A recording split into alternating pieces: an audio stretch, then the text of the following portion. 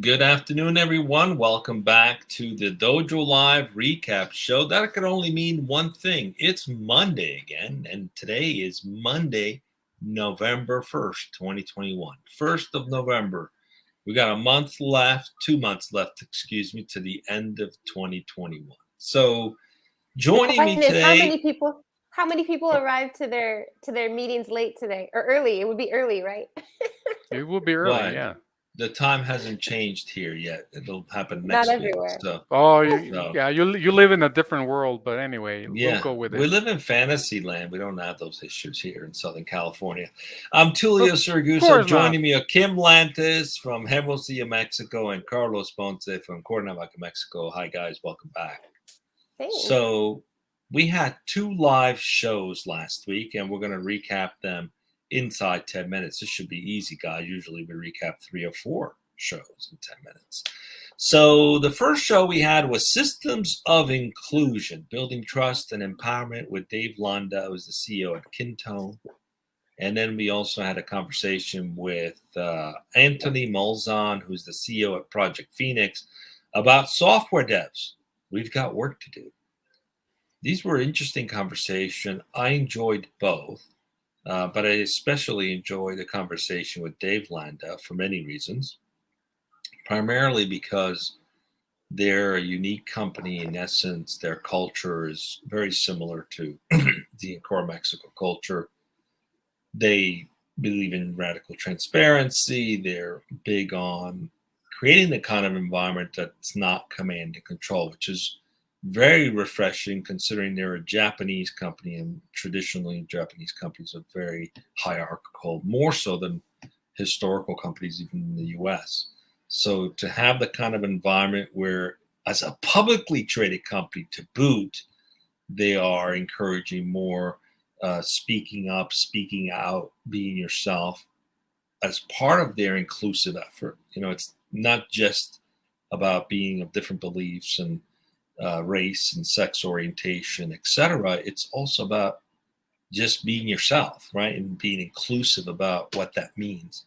And really appreciate the fact that in a traditional corporate environment, that's not an easy thing. Most corporate environments don't encourage that, right? They talk about it, but the reality is it's structured in such a way where you've got the top and you've got the middle layer and you've got the bottom, right? It's very hierarchical. So to hear refreshingly stories about empowerment, removing those layers and creating an environment where everyone can contribute is very refreshing, especially in an environment where traditionally that's not the case. What did you guys think about these 2 shows? Well, in the case of Kintone, specifically about the company, can you guys hear me?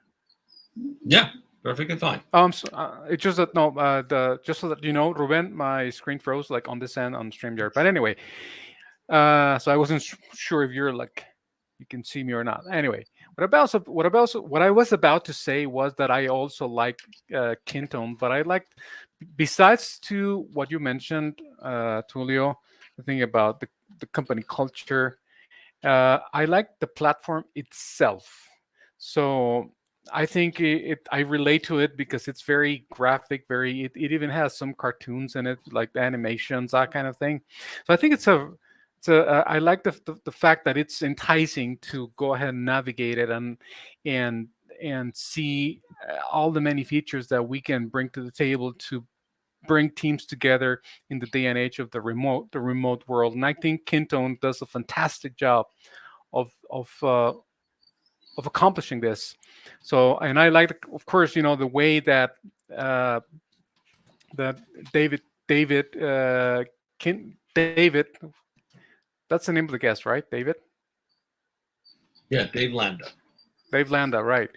And I like the way that he explained what the Japanese style of doing things was imbued in the company, but in a way that it all, I don't know, it's intertwined with what we're doing here on this side of the world. So I just liked it, and I look forward to using it on this end and see what we can make of it to bring our team together. I'd like to give it a try myself. Nice. Kim, what did you think? Yeah. So I will go ahead and introduce the conversation with Anthony Molzahn, CEO of Project Phoenix. I thought that show, first of all, he's a really fun guy, very entertaining. It's not often that you find or hear about a tech company coming out of Fargo, North Dakota. So go North Dakota. I thought that was pretty cool.